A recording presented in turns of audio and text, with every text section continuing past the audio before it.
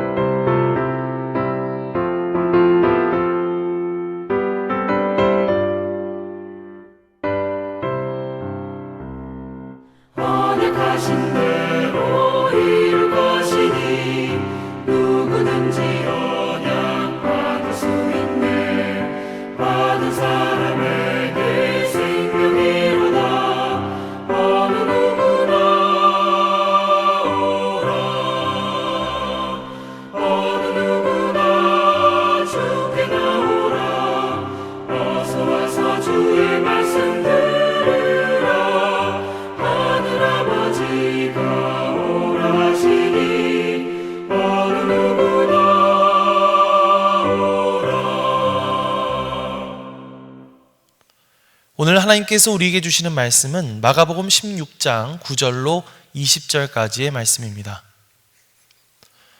예수께서 안식 후 첫날 이른 아침에 살아나신 후 전에 7 귀신을 쫓아내어 주신 막달라 마리아에게 먼저 보이시니 마리아가 가서 예수와 함께하던 사람들이 슬퍼하며 울고 있는 중에 이 일을 알리매 그들은 예수께서 살아나셨다는 것과 마리아에게 보이셨다는 것을 듣고도 믿지 아니하니라.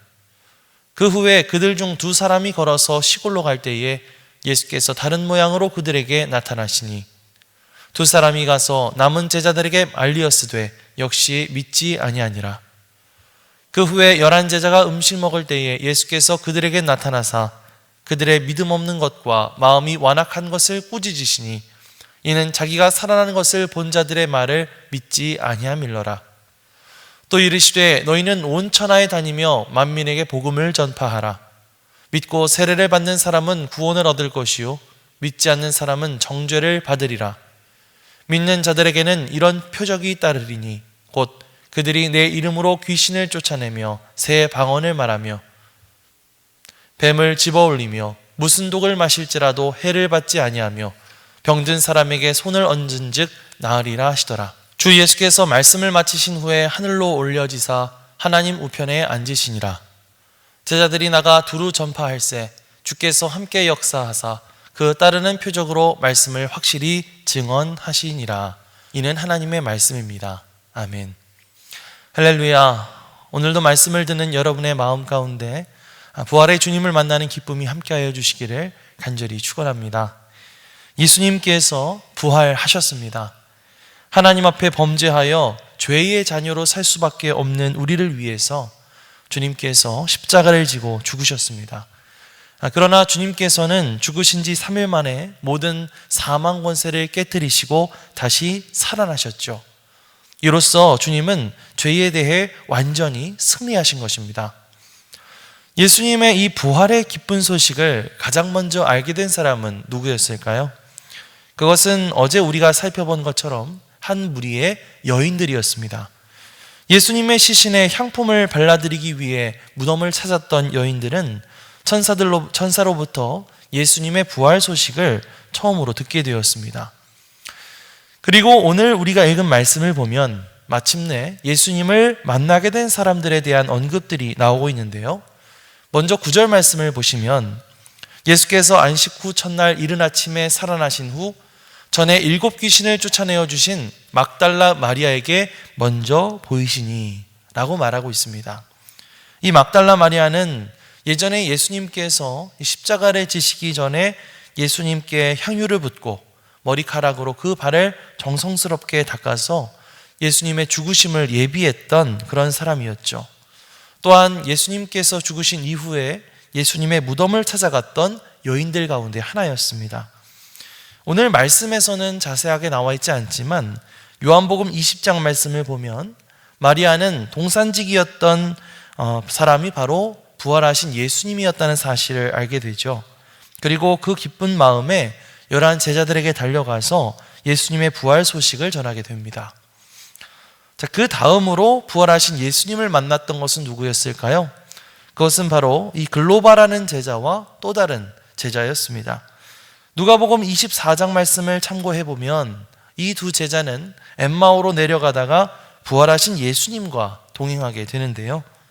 처음에 이 두 제자는 부활하신 예수님을 알아보지 못하다가 떡을 떼어주시는 예수님의 모습을 보고 비로소 그분이 주님이라는 것을 알아보게 됩니다. 이들은 부활의 주님을 만난 기쁨에 다시 한달음에 예루살렘으로 올라가서 11 제자들에게 그 기쁜 소식을 알리게 되죠. 자, 그런데 이런 말씀들을 읽다 보면 여기서 한 가지 의문점이 생겨납니다. 왜 부활하신 예수님은 자신의 11 제자들, 원래는 12 제자였지만 가룟 유다가 배신했기 때문에 지금은 11 제자죠. 왜 예수님은 부활하신 후에 자신의 이 11 제자들에게 먼저 나타나지 않으셨을까요? 왜 이들에게 먼저 나타나시지 않고 막달라 마리아라든지 글로바와 같은 이런 다른 제자들에게 먼저 나타나셨던 것일까요?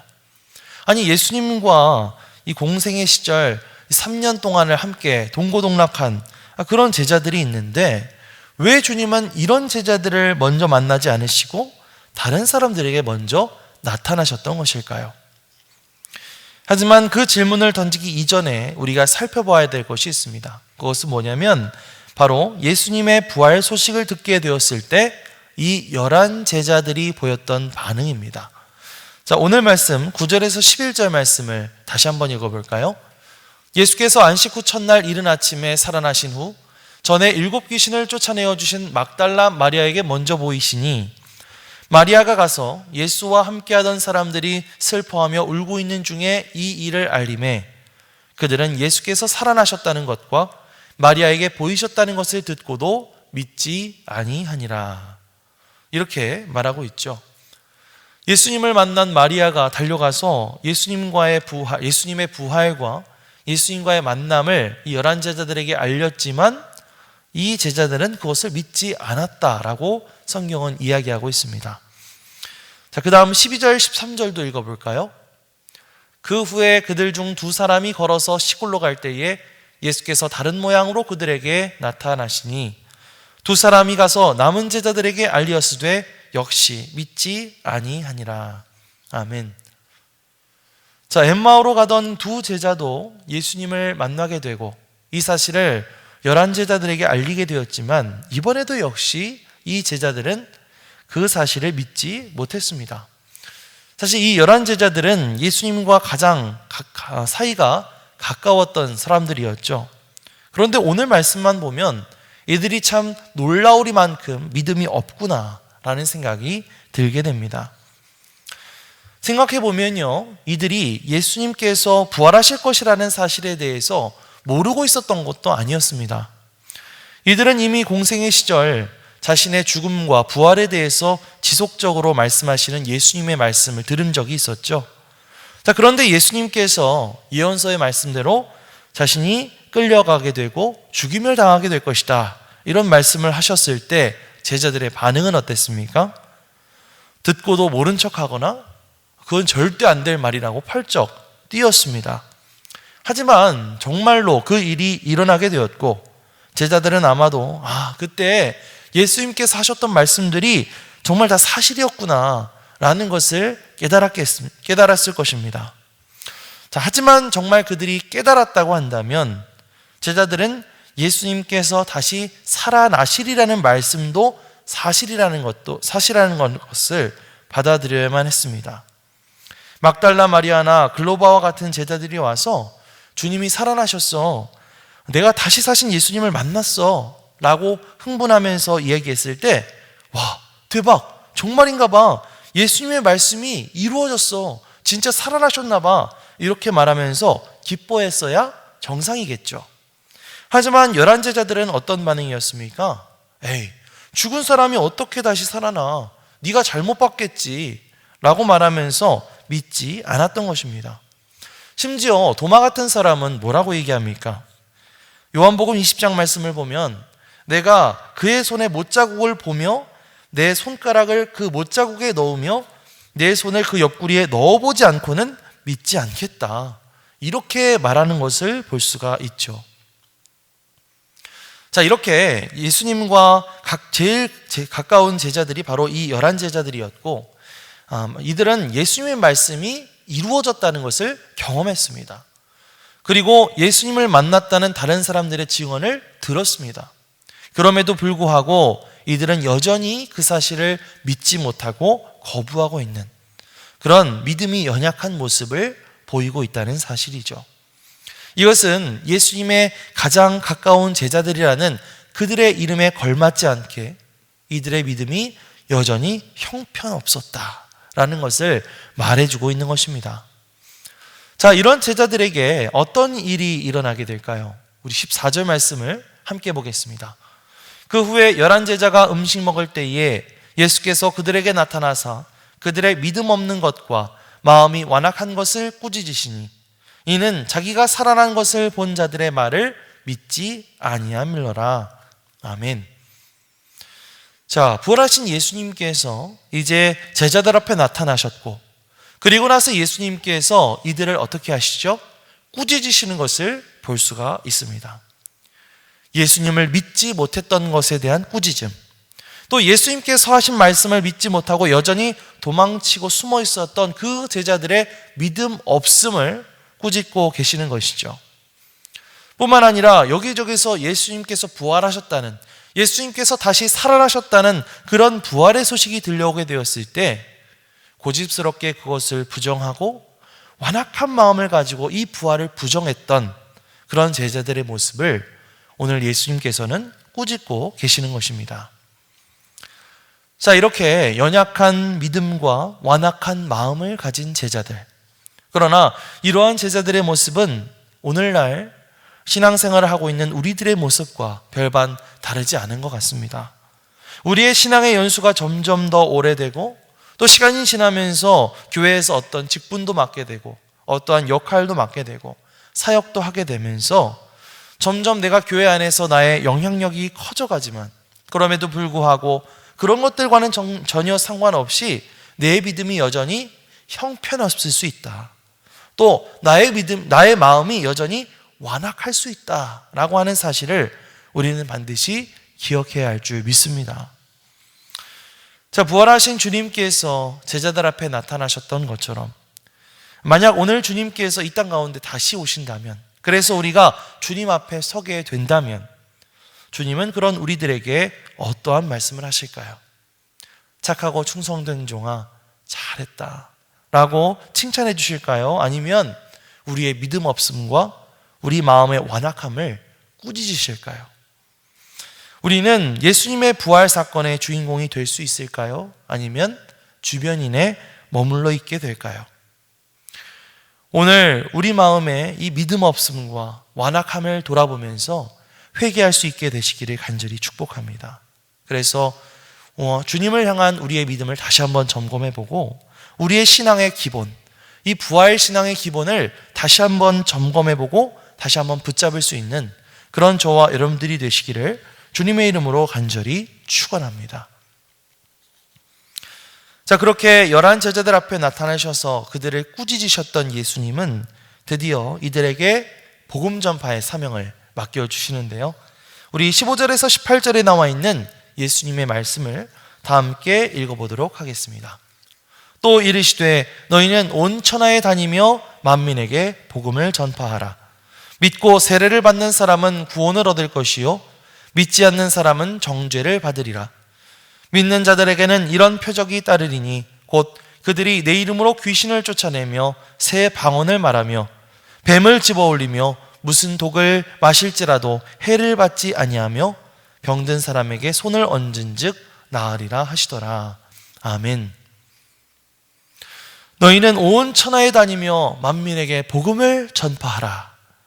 우리를 세상 가운데 보내시는 이 복음 전파의 사명은 예수님의 생애를 기록한 모든 복음서 기자들이 하나같이 기록했던 예수님의 가장 큰 명령이죠. 예수 그리스도의 제자라면 누구나 가져야 할 이 사명, 그것은 바로 복음을 전하는 일, 예수 그리스도를 전하는 일이라는 사실을 반드시 기억할 수 있는 저와 여러분들이 되시기를 주님의 이름으로 간절히 축원합니다. 자, 그러면서 예수님은 예수님을 믿는 자들, 믿음을 가진 자들에게 나타나게 될 여러 가지 표적, 이적들에 대해서 말씀하고 계시는데요. 귀신을 쫓아내고 새로운 방언을 말하며 해를 입지 않고 병을 고치는 그런 놀라운 능력들이 누구에게요? 예수님을 믿는 믿음의 사람들에게 나타나게 된다라는 것입니다. 자, 이런 능력들은 원래 누구의 능력이었어요? 바로 예수님의 능력이었죠. 그러나 이제 누구에게 그런 능력이 나타나게 된다는 것입니까? 예수 그리스도를 믿는 믿음의 사람들에게 그런 하늘로부터 내려오는 그런 능력, 성령의 능력이 함께 하게 될 줄 믿습니다. 예수님은 앞으로 제자들에게 이 능력이 필요하다는 것을 아셨기 때문에 제자들의 믿음을 점검하시면서 그들의 믿음 없음을 꾸짖으셨던 것이죠. 자, 예수님을 따르는 우리는 모두 다 예수 그리스도의 제자입니다. 여러분도 예수님의 제자가 맞으시죠? 자, 그렇다면 예수 그리스도를 믿는 우리는 이제 우리들 한 사람 한 사람이 작은 예수가 되어서 이 세상에 복음을 전파하는 그 사명을 열심히 감당해야 할 줄 믿습니다. 하나님의 능력을 세상에 나타내 보여야 할 줄 믿습니다. 사랑하는 성도 여러분, 여러분에게 믿음이 부족하십니까? 이 시간 믿음을 더하여 달라고 기도하시기 바랍니다. 여러분에게 믿음이 있지만 여전히 능력이 부족하십니까? 성령의 능력으로 충만케 해달라고 기도하시기 바랍니다. 예수 그리스도의 부활의 능력을 믿고 성령의 능력을 힘입은 사람들, 그런 여러분들을 통해서 수많은 사람들이 예수 그리스도를 알게 되고 부활의 주님을 만나게 되고 복음을 받아들이는 놀라운 역사가 일어날 수 있게 되시기를 주님의 이름으로 간절히 축원합니다. 아멘. 기도하겠습니다. 사랑과 은혜가 풍성하신 하나님, 감사를 드립니다. 오늘 부활하셔서 제자들을 만나신 예수님의 모습을 통해서 우리의 믿음을 다시 한번 점검해 보게 하심에 감사를 드립니다.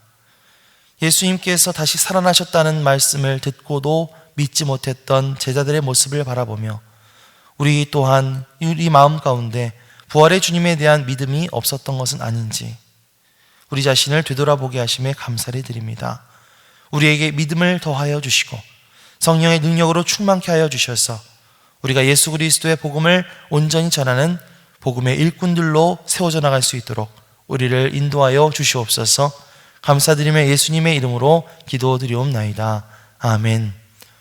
하늘에 계신 우리 아버지여, 이름이 거룩히 여김을 받으시오며 나라가 임하시오며 뜻이 하늘에서 이루어진 것 같이 땅에서도 이루어지이다. 오늘 우리에게 일용할 양식을 주시옵고 우리가 우리에게 죄 지은 자를 사하여 준 것 같이 우리 죄를 사하여 주시옵고 우리를 시험에 들게 하지 마시옵고 다만 악에서 구하시옵소서. 나라와 권세와 영광이 아버지께 영원히 있사옵나이다. 아멘.